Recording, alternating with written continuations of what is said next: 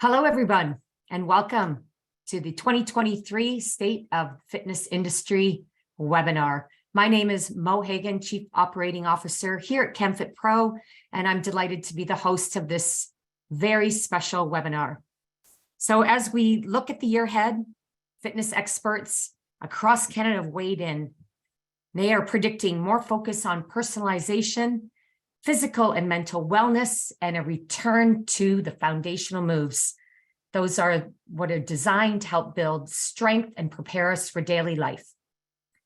So let's get moving right away. This webinar will ask you to exercise your fingers, and then I'll tell you a bit about how you can interact with all of us with the chat box. But before we do anything else, let's drop this quick poll and find out why you're here today.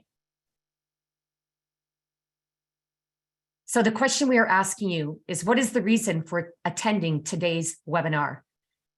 And your choices are: have yet to receive the ChemFit Pro's 2023 Trends Report or read it, and I'm excited to hear more. I want to learn how to relate the trends to my own career ambitions, or I want to use the Trends Report to lead and inspire my team as an owner or operator, or as a leader in my organization. So please fill that in. We'd love to hear, again, why you're here. It does help us understand what we can bring to you as ongoing education.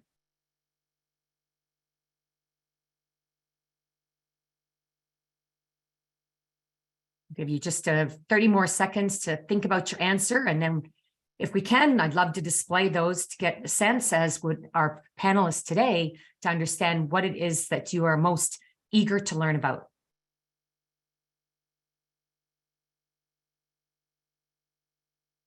Right, and as we do that, I'm going to ask the team at ChemFit Pro just to turn on our chat box, please.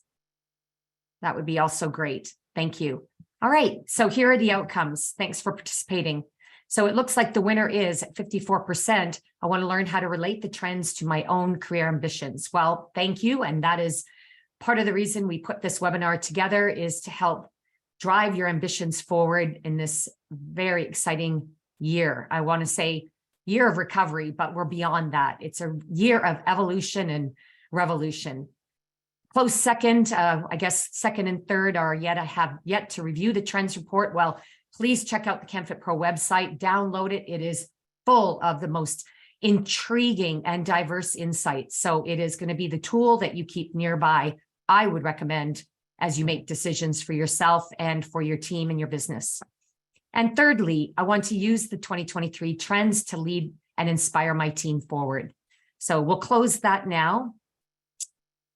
And what I'd love to do is get this panel started. Few housekeeping details before we introduce our distinguished panel. As mentioned, this is a webinar. You don't have the opportunity to participate vocally, but we'd love to hear from you in the chat box. I'm just going to turn mine on so I can actually follow along myself, as will the moderators. You also have closed captioning, which is enabled. If you'd like to continue to use it, do so. If you'd like to disable it, then check the closed captions icon at the bottom of your menu bar, or wherever you find your menu bar, and you can disable it as you need to. So let me move my chat to the side because I want to have it nearby, and let's get started. So a couple highlights to start. First of all, this year's report is based on the findings of over 1,500 fitness professionals from across the country, and Canadian Fit Pros have weighed in, focusing on what they expect to be the most popular and the most effective consumer-facing fitness trends, as well as, what the industry directions will be for not only the Canadian fitness industry, but for the industry abroad. 2 points I'd love to highlight that kick off the report. Once you download it, you'll see there is an increased interest in the role fitness plays in the physical and mental health and well-being of Canadians. And more people than ever are approaching fitness as a tool to take better care of themselves.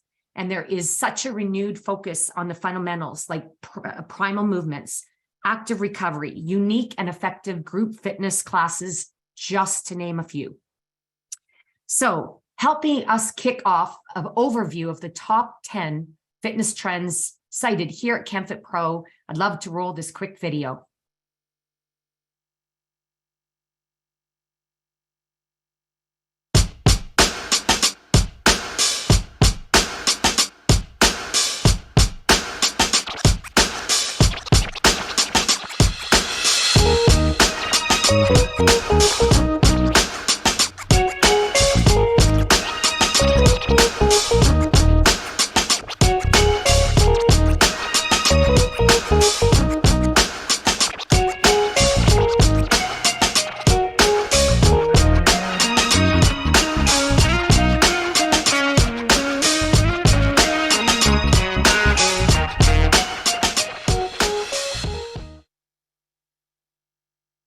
Thank you. So drawing upon the results of this survey and the report that we have presented, I will ask each of our 5 distinguished panelists a specific question as it relates to their area of expertise. And that will give us space to also have some conversation, follow-up opinions from our other panelists that will complement the speakers that I will call upon. And I would love to introduce them all to you, first of all, so you get a sense of who you are with this afternoon, and then we'll leave questions at the end. So in the meantime, use your chat box. We also have Q&A going as well, so we'll be following both. But I'd say jump into the chat, share your thoughts and opinions, especially if it resonates with you. And then, of course, we'll take your questions at the end. So I'd love to start by introducing our first to 5, and this is in no particular order, but to bring on screen and join me because I feel like I need some company in this Zoom room today. And that would be my dear friend, Natalie Lacombe. Natalie is an award-winning fitness presenter here with CanFit Pro, also vice president of the FIC Fitness Industry Council of Canada and a CanFit Pro advisory member. Natalie blends her decades of international experience with her degrees in psychology and exercise science and passionately shares her insights. And of course, you will want to find out more about the Cupid of the fitness industry and the connector of all by checking out her website and also following her on social. Hi, Natalie. Welcome along. Bonjour, everyone. Thank you. Next is Nikay Charles. Nikay holds a Bachelor of Science degree in kinesiology with a minor in sports medicine. And with her strong motivation and infectious energy, Nikay created her own business and is the owner of Just to Sweat. As you can see, beautiful branding there, Nikay. And this is where Nikay thrives to help others rewrite their fitness and faith journey to maintain consistency and balance. Welcome along, Nikay. Well, thank you. And you can also follow Nikay on her Instagram, learn more about her business and how she motivates others at Just to Sweat. And of course, follow the link to learn more or attend one of her boot camps or wellness calls. Thank you.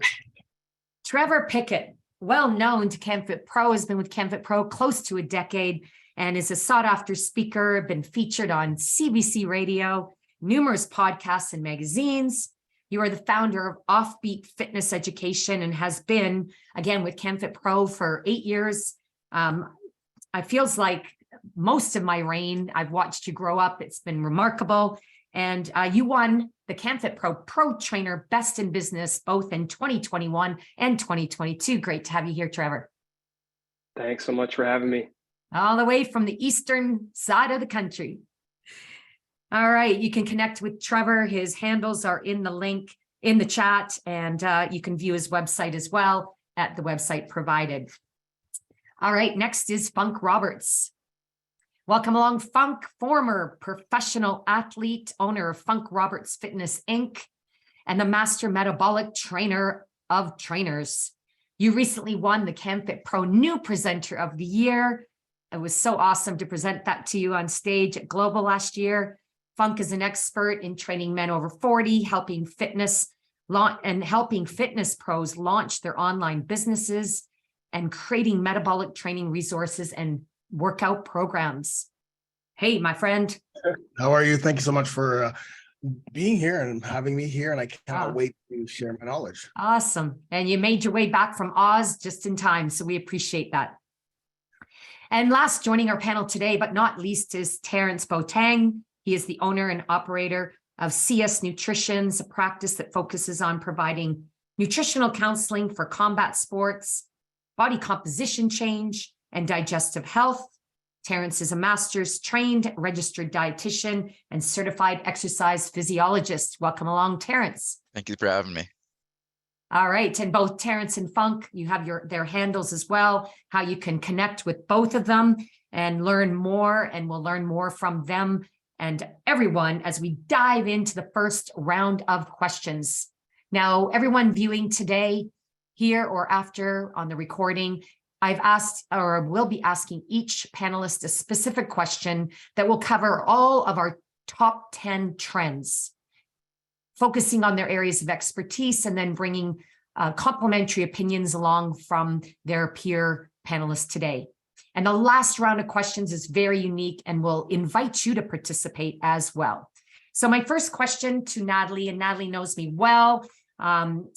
You know, I love to get as much out of this incredible resource. And with Natalie, I'd love to ask you actually two questions in the time that you've been given. And the first one will be, because of the role that you've had and the remarkable participation and leadership you've brought to the recovery of the fitness industry, I'd love you to provide a high-level overview of the impact of physical inactivity on the social and economic health of Canadians. And this was a research study gathered by 4Global and presented last year. Can you start by giving us a high-level overview of that report and why it's important as fitness professionals we're all aware of? Thank you, Mo, and I appreciate the opportunity to speak to that on behalf of FIC and the work that we've done with 4Global. We've known forever how impactful what we do every single day is on our communities, but it's really been hard to have impactful conversations with government leaders and deciders because we didn't have the data. We were disjointed as an industry, and we came together a lot in the last couple of years, which is fantastic. We finally have collaboration. Two big fat numbers I'm going to give you, just two, because there's a lot, but I'm going to focus on two of them. The first one being that researchers found, so thanks to the work we did with 4Global, that physical activity in Canada provides health savings to our healthcare system annually of $23.4 billion. I'm going to say that again because it's a B. I feel like everybody was waiting for an M. It's a B, billion dollars annually, $23.4 billion annually in essentially the non-communicable diseases that we know we impact. So cardiorespiratory diseases, cancers, diabetes, etc. So that's phenomenal. That's incredible. And we need to be proud. And we need to know that we absolutely have an impact in the conversations with decision makers and the public. That said, you know me, I'm always going to look at the opportunity. The opportunity is that inactivity, so the cost of sedentary living to the Canadian healthcare system annually is a little over $5 billion. So we see where we can have an impact in terms of physical activity, but we can also see if we can get past the 80% or get to the more than 80% of Canadians that never set foot in our facilities, never come to the opportunities and to the structured physical activity that we have, how much more of an impact we can have. So we're doing a great job, and we can have such an impact as taxpayers, as well as an industry and health professionals, if we tap into a few more people and become even more accessible to the general Canadian public. Wow, those are two mic drop moments to kick off our webinar today. And that's With why bees. I want to ask this question. So if you're listening, please drop the letter, your reaction to those numbers in the chat box. And let's be honest, did you know that? Let's just be candid with each other, because if you didn't, that's why you're investing this time to be here. So good for you. And this is powerful. So thank you, Natalie. Now, the question that ties in to the trends, and this is a little sneaky because I asked Natalie to share knowledge. My question to you, Natalie, as the expert and connector and Cupid of the fitness industry who consults both fit pros and companies, What do you believe is the most important for fitness professionals to focus on when considering these findings? What is the most important thing for fitness professionals to focus on, considering what you just shared? I would say the most important thing is to understand how, if we step a little bit outside of making fit people fitter and consider not just the bodies that we sculpt, but the lives that we save, how we can start communicating that to, number one, hopefully, fingers crossed, never being closed again.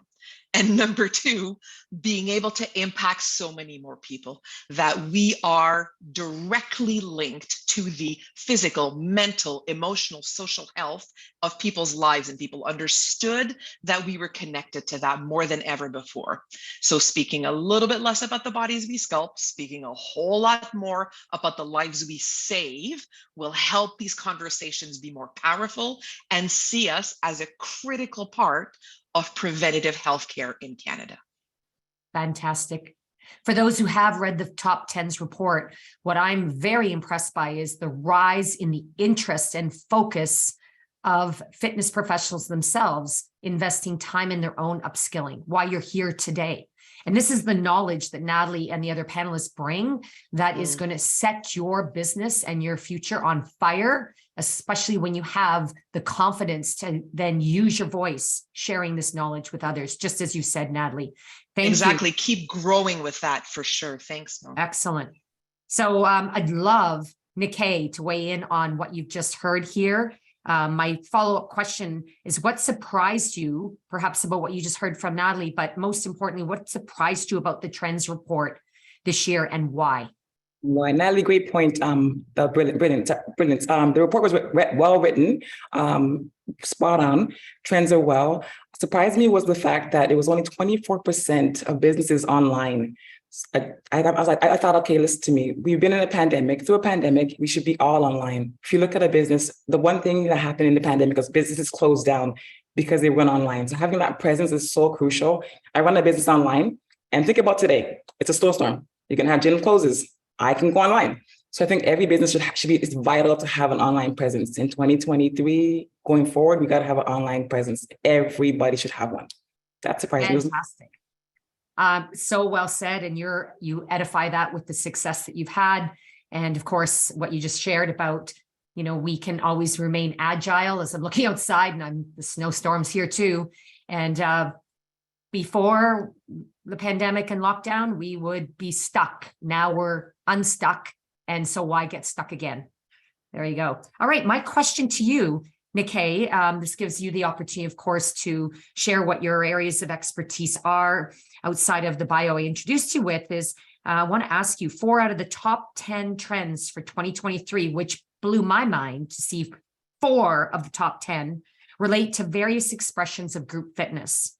I would like you to speak to group fitness programming and trends from your perspective and your thoughts as to why so many of the top trends focus on group.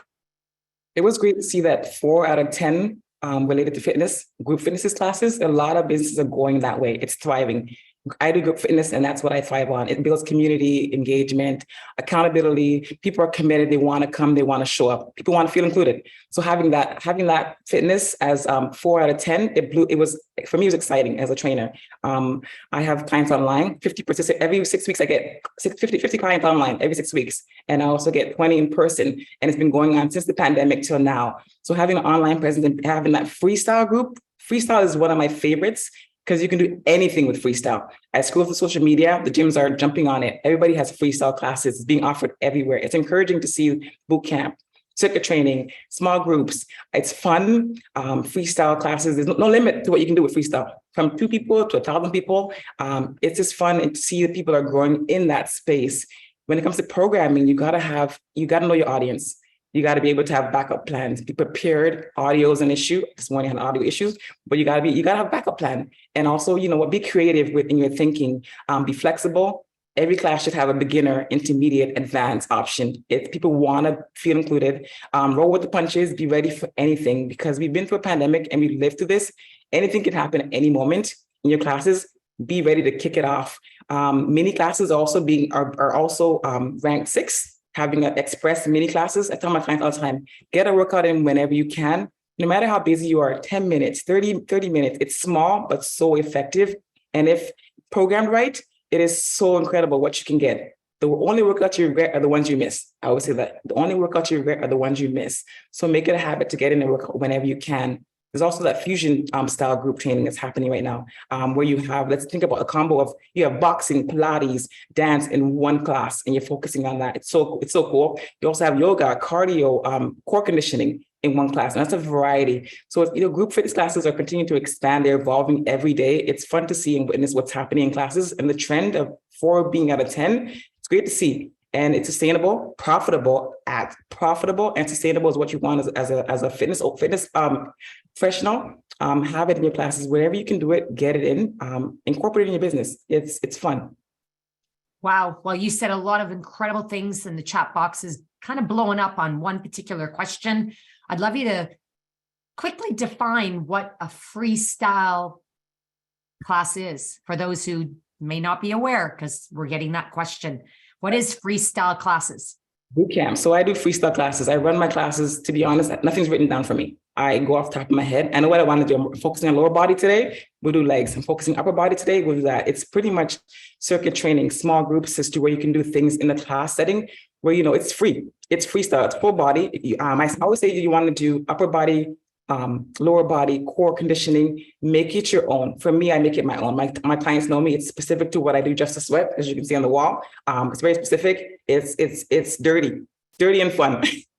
Well, you said, and the key point there is you make it your own, and you react to who's there on that particular day. You accommodate for all levels.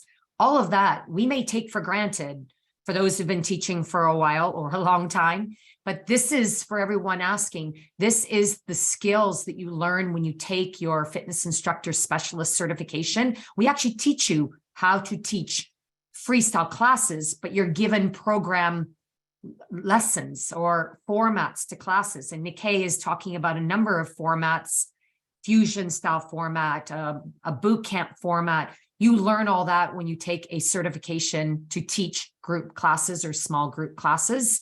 And for those that are in the chat box that say, what about for those who teach pre-programmed or pre-choreographed? That too is very popular today. That is also something you learn specifically how to do when you join one of the partner brands with CanFit Pro, or in the place that you work, you're trained in-house to do those pre-choreographed, meaning the lesson is provided for you right down to the beat of the music. So these are different formats. Nikkei, you're obviously an expert in the freestyle because that's how you built your business, and then you built your brand to make you stand out, which is how you combine your fitness and your faith and bring that into an experience all to its own. So really, my friends, to sum it all up, it's learning how to teach certain formats, whether it's freestyle or pre-programmed, and how to combine it with building your brand. And we'll hear more about that. But also why you got to keep upskilling yourself so you can understand these formats as the trends change. So thank you for addressing that. Because there was so much conversation on that. Oh, sorry, Nikkei, did you want to add one thing? Or Thank you. No, thank you. Oh, okay. I'll be back to you, girl. I'm going to jump right in and move over to Trevor. We're going to dive into the functional fitness as the #1 trend today in this year, and how it has been in the top trends list for close to a decade. And then, of course, this year, Active Recovery has joined these top trends as #5. So, Trevor, I'd love, especially as a pro trainer, with the work that you've done, the contribution you've made to the new recently launched PTS 3rd or 4th edition, the latest and greatest edition of personal training specialist. Could you define both the terms for us, functional fitness and active recovery, provide some examples of both, and then share your thoughts on how those programs are helping accommodate for the trends and the desires of Canadians today? Sure, yeah. And I think it's good that we sort of take a second and try to define functional fitness a little bit, because it is a term that, and I think you're right, for a decade has been thrown around. We kind of get images of sort of goofy exercises and stuff like that. And I don't think that that's really at the heart of what functional fitness is. And in our PTS course, we actually take a moment to really sort of have a clear definition. basically functional fitness in a nutshell means any type of training that is going to improve the lifestyle of our clients. So helping them tackle their everyday life tasks. From our standpoint, we put a big focus on what we call the foundational movements. So, and I think you referenced them earlier, Mo. We think about movements like our squat, our lunge, our hinge, like a deadlift, pushing and pulling motions. For me, I sometimes dub this the toolkit, which basically is like when my clients, are doing their everyday life tasks. Let's take picking their groceries up off the floor. They have options, right? They don't have to look at that task and be like, how am I going to get through this ordeal? I've trained a lot of older adults in my career, so that's a real challenge. That's something they look at and they're like, crap, what am I going to do? This thing is heavy. I got to figure out a way to move it. So the focus in functional training is to say, listen, I got options here. I know how to hinge. Maybe it's really heavy, so I ought to hinge in this case.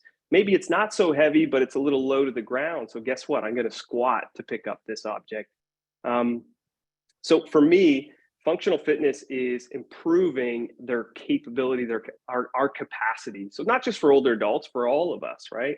When I'm doing work in my yard, I was doing harvesting firewood the other day, and I was doing snatch grip deadlifts with a piece of wood, basically, because I'm trying to, those movements are wired into me. So for me, functional fitness is freedom for my clients, freedom for all of us. In terms of examples, beyond the foundational movements, this would also include balance stability type workouts. So again, all of us, I know out here in Nova Scotia, we're pretty clean right now, but I know you guys are getting hit with some snow. So walking around and being able to just get through your city without falling over. So those focus core centric things, core centric training. And as you mentioned, Mo, primal movement has also become a sort of a mainstay in our industry. So just overall increasing our movement quality so that we can get through life easier is what I would call functional training or functional fitness. In terms of active recovery, if we take the classic active recovery, if we go back to our sort of textbook definition, usually we think about this as like a light cardio activity after a workout.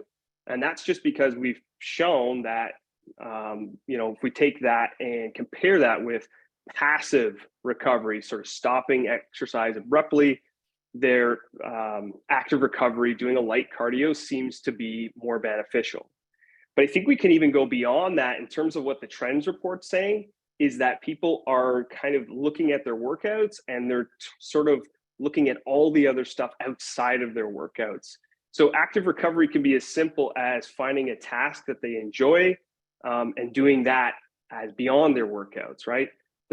For many years, a lot of folks were doing workouts and sort of, they're hitting it hard and then kind of heading right back to the couch or heading right back to their chair.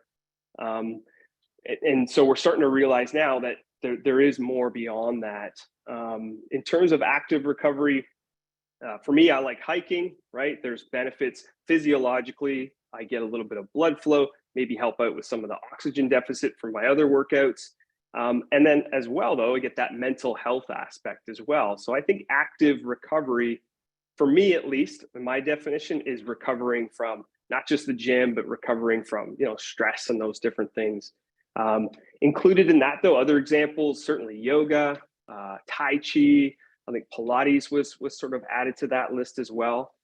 But in short, yeah, anything that is going to be active, usually lower intensity, that is going to help us with recovery from workouts and recovery from life sometimes. So that's my quick, well, sort of long answer, I guess. That was a great answer. And again, for those who may not be aware, Trevor was a huge contributor to our latest PTS course manual, brand new. And we are so thrilled for you, for your involvement. And I love what you said. It's not just recovery. from the gym, but recovery from a stressful day, from other aspects of life that you can then involve some form of active movement for either the body, the mind, or both, and build it in as a lifestyle. Because when you're out hiking or chopping wood, it's part of lifestyle. And being able to do that injury-free and living your best life, you defined it perfectly with one word: freedom. Exactly. Yeah. Thank you. Thank you for that very holistic answer to that question. Thank you. The follow-up I'm going to pass along. I'd love you to jump in here, especially because of your expertise as training men over 40 as a celebrity trainer.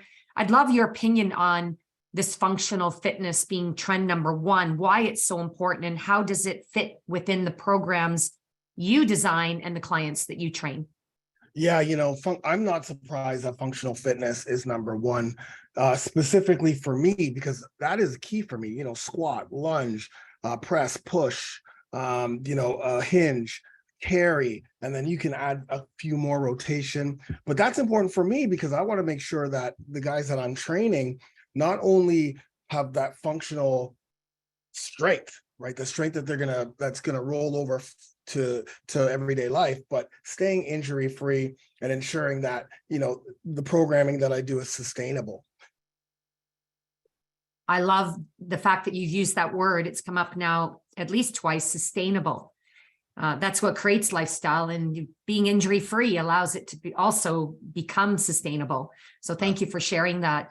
I know everyone's really keen to hear you speak as the older adult expert. Not that you don't train everyone of all ages, but you've been very much building your brand around training men over 40. Older adult training, otherwise coined as active aging, which I love that term, ranks number 2 in the top 10s this year. And HIIT remains on our top 10. It has slipped a bit to number 10, but it's still there.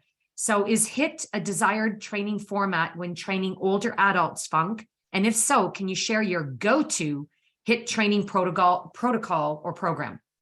Yeah. So again, as I mentioned, not surprised that active aging, and it's important for us as trainers, coaches, personal trainers, to make sure that we develop and program so that our programming has workouts that will help with fat loss, that will help with muscle growth, that will help with that functional strength. Those should be the key components of our workouts. Recovery also needs to be in there. I'm loving that Trevor talked about that active, because recovery is important due to sustainability. But why do we need to do this? Well, active or aging adults suffer from sarcopenia, which is a natural loss of muscle due to aging. Plus, they suffer from hormonal imbalances. So women, of course, with menopause, men with low testosterone. And both of those things not only increase chances of chronic illness, but they're also going to increase fat gain, weight gain, and obesity. So when you're creating a program or training protocol, whether it's in your class, whether it's in your group, whether it's one-on-one, whether it's online, you want to use metabolic HIIT training, because this is the best bang for your buck to allow you to, and allow your clients to burn calories, burn fat. But again, it's not just metabolic HIIT to go crazy. It's metabolic resistance training. Remember, we got to help them build muscle 3 times a week. So whether you're doing this with body weight, whether you're doing this with weights, whether you're doing this with machines, that's key. So the 3 workouts a week, again, not only are they going to help build muscle, not only are they going to, build strength, because the exercises are going to be functional exercises, right? So that you can strategically program that, but also we want them to burn fat. We want them to burn calories, but it's not just about getting them in the gym and trying to crush them, because we also want to make sure that our strategic workouts include recovery and mobility. Super important, because as we get older, we suffer from joint pain. We suffer from nagging injuries, whether it's from old injuries or new injuries. We got the back, we got the shoulder, we got the knee. And even though you may not be a mobility specialist or a PT, you can still implement this type of warm-up, right? A dynamic, pain-free warm-up that hits a lot of those things: mobility, myofascial release, corrective stuff. So you can put that inside your warm up, but then allow your clients or allow the group or allow the people that you train. But look, do some mobility on your off day. Do some yoga. Do some Pilates. You know, not only are you gonna help recover from workouts, not only are we going to help keep that cortisol levels down, the stress levels down, so that you can come back and work out harder. Well, remember, it's about sustainability, because we want to be training in our 40s, 50s, 60s, 70s, 80s. And training looks different in your 80s than it does in your 40s, but we still always have to be moving. So including mobility, including metabolic HIIT training, and including functional fitness when programming for active adults is absolutely essential. All right, we did have a couple questions and I'm going to ask you to clarify a couple things for the group. And then the one question about testosterone, I'm going to leave to our exercise physiologist and dietitian, just for the sake of time. And I'm sure Terrence would love to answer that based on his work. So you mentioned 3 workouts a week. There was a question about what are the three? I think there was the 3 workouts a week. You also talked about there is metabolic training, resistance, and then you also use a couple other program focuses. So the question is, what are the 3, or maybe you could just summarize what are the go-to programs: metabolic training, resistance training, and what? And the question is, why is HIIT just getting compared to burning fat though? Okay, so let me clarify. So can you just jump in there? Yeah. Metabolic resistance training is using weights, but also using that HIIT protocol. So moving from one exercise to another, but hey, we're going to be using dumbbells. So we're going to do a hinge exercise for 40 seconds, followed by a squat exercise 40 seconds, followed by a lunge, followed by a press, followed by a pull, followed by a carry. That's a perfect workout. But workout number 1 could be that metabolic resistance training. Day 2, you're doing mobility. Day 3, let's do just body weight metabolic training, right? Same thing. Day 4, more mobility or yoga. And day 5, we can do more metabolic resistance. The key is the exercises are going to change, but the protocol can stay the same. So it's the exercise. It's not something specific. It's going to be specific for you and the goals of your clients and the people who you're training. Perfect. Again, everyone, this requires us to understand how to build programs, periodize or progress programs. Understanding what your clients' needs are a darn good assessment. These are all the things that the pros know, and we're fit pros, so we need to know. And then we need to understand what is the audience we're training, or who is our desired audience, and then build for the audience that you seek. Funk, you've specialized in a specific area because people have followed you for your incredible transformation and, preserving your youth as you age naturally. And you're an inspiration to many as fit pros and as humans in general. So thank you. Thank you very much. I'm going to ask a follow-up question, and this follow-up question is for Terrence. And then Terrence, I'll ask you another question and we can talk about testosterone in that one, maybe. It might tie in perfect. So we've talked about, you've heard all the panelists speak about training the body and the popularity of active recovery in training. How does nutrition, specifically fueling your body, impact overall performance and perhaps recovery? Yeah, no, it's a great question. And I think I would start that answer by kind of giving a little bit of an analogy for how our body fuels up and the types of fuel it's using for activity. So the analogy I often give is the hybrid car. So as we know, a hybrid car at times uses electricity, and at times it's using gasoline, depending on how fast you're going. So specifically when you're driving slowly, you're using electricity, but as you ramp up and you cross a certain kilometers per hour, you switch to gas so you can really get going. Our body's very similar. So at low intensity activity, let's say you're waking up and going for a light jog, or you're doing some mobility work, or maybe you're just doing some technique-based training if you're into sports.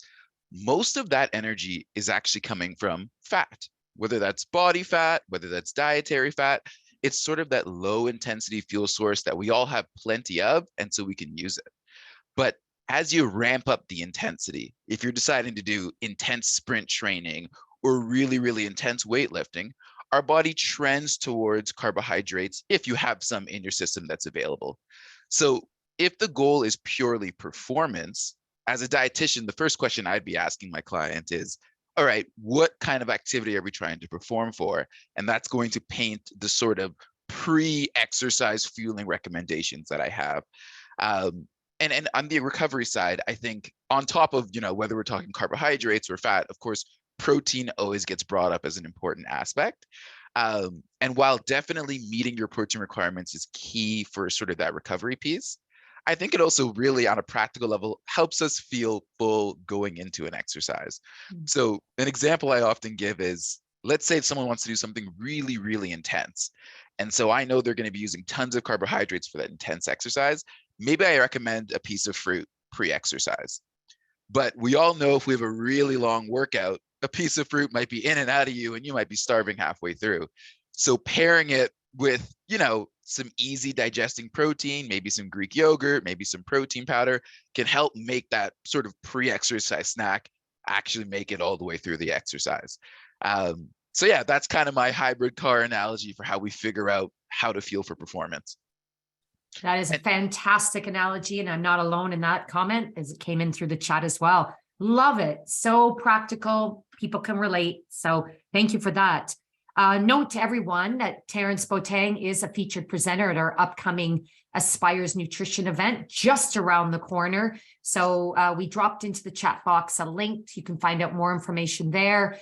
I have a question for you, Terrence, and feel free to take a second or two to self-promote the session that you will be teaching at that event. But my question here is, we understand from survey results that 37% of respondents agree about the importance of upskilling, which is, why we're all here today. And this is also the reason why upskilling made it to the number 4 spot on the trends list, the highest it has been in my time following trends reports. So it is on the rise and is climbing. From your perspective, and especially because you come from outside the fitness industry as well as work in the industry, from your perspective, how does upskilling support a person's professional credibility and reputation?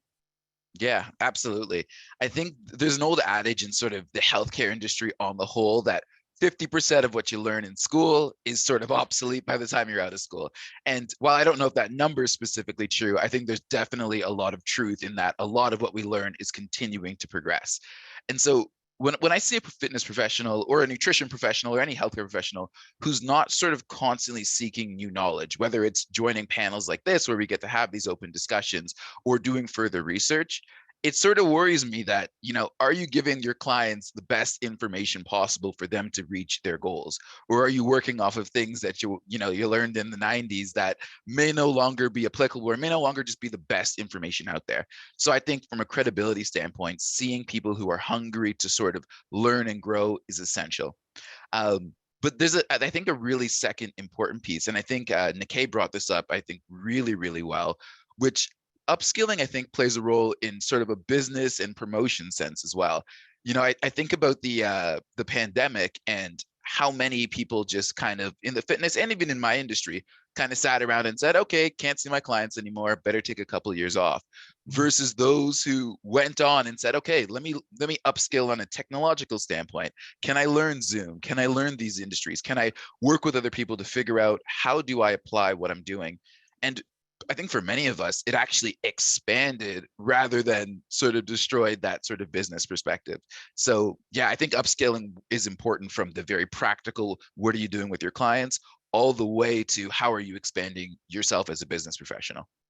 All right. And thank you. You're singing my words. And I'm so proud of the CanFit Pro members as we saw so many embrace and jump in on upskilling during the pandemic and lockdown when they had perhaps the time. So my question back to you is, how would you define upskilling? That is a question coming in from our attendees today. Yeah, I would simply, I think when I think of upskilling, I think it's building on the skills that you already developed. So that's my simple definition. As a nutrition professional, it might be me seeking, an extra exercise nutrition certification, or simply joining, an hour-long presentation. So it's not necessarily about building something that you've never been in before, but it's about building on what you already know. Love it. Love it, love it. And everyone else did too. Another comment here, building on your assets. So yes, building on your strengths, just like the way we train in the gym, we tend to have a tendency towards training what we love, but it's training what you're good at and becoming the pro for that, tying it into your brand. I'm sure we'll be more about that. In fact, before I go to our rapid fire round, I want to just bring back Natalie for one moment just to share, or can you just add to what you just heard Terrence talk about in terms of upskilling and the importance of developing yourself as a pro? Because I know you consult so many fitness professionals today, and you're all about developing your skill set and your essential skill sets as well. So brief comment on that. Yeah, well, firstly, remembering that, and I love that you brought up that stat, Mo. Number one, it's actually one of the ways that fitness pros choose their employer is based on their opportunity to learn, grow, and upskill. It's part of how we see compensation at large. So in a labor shortage time like we are now, we're taking that with us. So hopefully fitness managers, owners, and employers are hearing that right now and going, ooh, this is something I can help to attract and retain my staff. And the other piece is, as we upskill, my friends, my suggestion is that, my invitation is that we therefore get very clear on the value that we bring in helping people's lives and get very comfortable in communicating that value. As you skill and you certify and you upskill, understand what that means to the value of what you bring and get really comfortable verbalizing it and asking for what you're worth, so that this career has longevity, not just based on your passion, but based on the revenue that comes along with it. Yay, love it. We have a lot of yes. So we're going to jump right into rapid round. The final question, it is the same for each of you. And I'd love you just in 30 seconds to share your platform for the following question. And listen up, for everyone that's here today, this is your opportunity to, again, share your value. Let's put it out there to everyone so we can support each other.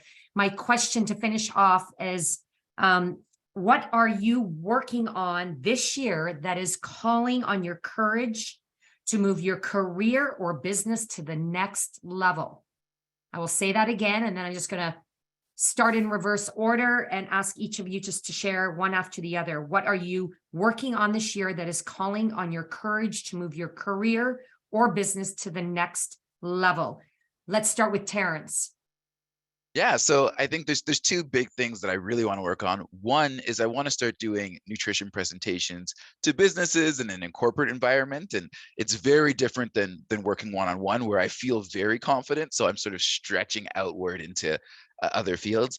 And then the second, I'm really interested in sort of course development. I find the space I work in combat sports and others is pretty unique relative to other dietitians. So being able to teach in kind of a different aspect would be just really interesting. And so I'm considering building that out and trying to launch something this year. So that's the goal. And that's how I'm showing my courage. And you will make it happen, no doubt. Funk. Yeah, so I've got four as a Four. All right, 4 and 30 seconds. Yeah, here we go. Number one, obviously growing my reach to men over 40. There's way more men that need help, so growing that reach. We actively have massive campaigns going on starting in March. Second is creating more courses to certify coaches and trainers on how to effectively train and men over 40, and also certifications on metabolic training and metabolic fitness, which I already have. Number three, helping fit pros to actually get online, right? I've got some awards for being online, so I'm helping fit pros launch programs, launch courses, launch memberships, whatever they need. And number four, actually launching my Done For You Metabolic Fitness Workout Hub, so that trainers and coaches have a place to actually take those done for you, ready-made stuff, and grabbing it and making it their own, or using exactly what they have, but just trying to do everything I can to help the industry with the trends that we learned. So brilliant and generous. Thank you. All right, Trevor. So for me, there's a couple of different things as well. I really want to start just teaching more and more for CamFit Pro. I think one thing we learned today, every time I hear Natalie speak, I get goosebumps because she gets me so fired up. But really, I mean, I think one of the things when she was talking about how essential we are and everything is, to me, I'm like, we need more boots on the ground. We need more soldiers in this fight. So for me, that's a huge thing for me, is just trying to get more and more people certified, more and more people in our industry. To continue that, though, I love doing continuing ed as well. So I'm developing a mobility or sort of functional fitness course that I'm hoping to launch in the next couple of months. So yeah, that's kind of what I'm up to. Oh, fantastic. Boy, these are courageous shares, my friends. All right, Nikkei. Amazing. I want to take my master's in divinity. That's my goal, to do my master's in divinity. My business is based on mind, body, and soul. So my focus is, I'm Christian, but regardless of your faith, my whole thing is, have a faith-based relationship with you, whoever your God is, but to bring that into everything you do, mind, body, and soul, push you harder, you be better. It's a big, big, big goal of mine to get it. I'm going to get it and just teach more. That's my thing. Fantastic. And last but not least, to kick us off today, Natalie. I will utilize the courage. Thank you, Campfit Pro, for the inspiration to go from fitness to wellness and take everybody along with me. So you're invited along for the ride so that we can connect with the general public through corporate speaking, through a lot of different things, and impact the instant gratification of mental health that will grow the darn 50% of people that drop out of our programs within the first 6 months. I've been saying that, sadly, for 25 years. And I mean, one day I'm going to retire. So I want us to grow that impact, retain more people, and tap into the instant gratification of mental health that our services provide, and bring everybody along with me so we can keep people moving towards better wellness and health. Fantastic. I'd like all of you to just give, if you can, with your do we have the reactions? Give some love in the chat box. I don't see it here, but please give love to these courageous panelists who shared their passion, their knowledge, their insights, and their advice courageously today. And do that by sharing yours, as well as giving hearts and claps and smiley faces. And we've had a couple of questions that I'm just going to summarize by saying there is great interest in our viewers today to learn more about pre-designed programs. I love what you said, found done for you programs. More information is available through CamFit Pro about how to become an online fitness pro. We actually created a course during the lockdown based on the knowledge that came from our presenters teaching online. So check that out. CamFit Pro, if they can't drop that in, just go to the website and look under courses and you'll find it there, and we'll bring more. Thank you for sharing what you're interested in. Please attend Terrence's session at the upcoming Aspires Nutrition event. No doubt you'll get your questions answered about how do hormones change as we age. Whether you're living through it, you'll know it, but if you're not, you need to know it. So check out more on that. I want to close off by saying thank you to all of our panelists for the wealth of knowledge, the insight, the passion, and the goosebumps that you brought today, not to mention numerous mic drop moments. I'd also like to give special thanks to Sarah Cooperman, our dear friend, CamFit Pro. She is from SCW, the founder and creator of SCW Education in US. She created the video we watched at the beginning. And lastly, if you could please share with us with a quick survey to help us understand what you enjoyed about today. Hopefully you enjoyed it all. What you were seeking to find, did it fulfill your needs and your desires, and what you're looking for ongoing education. We would encourage you. We've just dropped that link into the chat box for that quick survey. So again, I mentioned Aspires Nutrition, and if we do not see you in a Zoom room there, we hope to see you in one of our upcoming intensives in the spring. But most importantly, and no reason why you can't put it on your calendar now to make your vacation in Toronto at CamFit Pro Global, our 30th anniversary event, taking place August the 16th through the 20th. You can join us in person, our preference, or online if that is more convenient for you at that time. So on behalf of Natalie, Funk, Nikkei, Trevor, Terrence, myself, Mo, the team behind the scenes at CamFit Pro, thanks for joining our webinar today, and thanks for your patience in helping us get this off and running. Bye for now, everyone.